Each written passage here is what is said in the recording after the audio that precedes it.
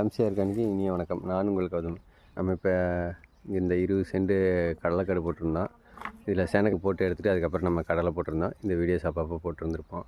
இப்போ இந்த கடலை செடி வந்துட்டு இப்போ நம்ம பிடுங்குறோம். 105 நாள் ஆயிடுச்சு. மேலே மல்லிகைப்பூ தோட்டம் இருக்குது. இப்போ அது கீழே போட்டிருந்த இந்த 20 சென்ட்டில் நம்ம இப்போ இன்றைக்கி பிடுங்க ஆரம்பிச்சிருக்கிறோம். கடலை எப்படி இருக்குதுன்னு பார்க்கலாம் வாங்க. செடி வந்துட்டு நல்லா முத்திருச்சு. காயெல்லாம் செடியில் காய் எந்த அளவுக்கு தரமாக வந்திருக்கு. நல்லா கடலையும் நல்லா முத்தி நல்லா பருப்பு உடைக்கத்தக்கன இருக்குது. இந்த அளவுக்கு பருப்புகள் வந்துட்டு நல்லா தரமாக வந்திருக்கு. நம்ம இயற்கை முறையில் இது பண்ணுறதுனால பருப்புகளும் நல்லா இருக்குது.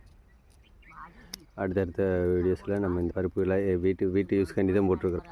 எண்ணெயை எடுத்து நம்ம வீட்டு எண்ணெய்க்காண்டி நம்ம இதை யூஸ் பண்ண போகிறோம்.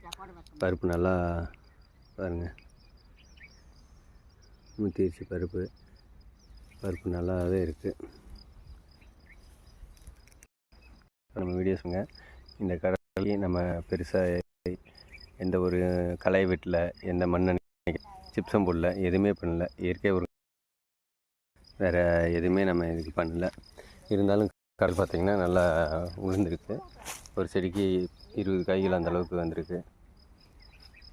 நன்றி, வணக்கம்.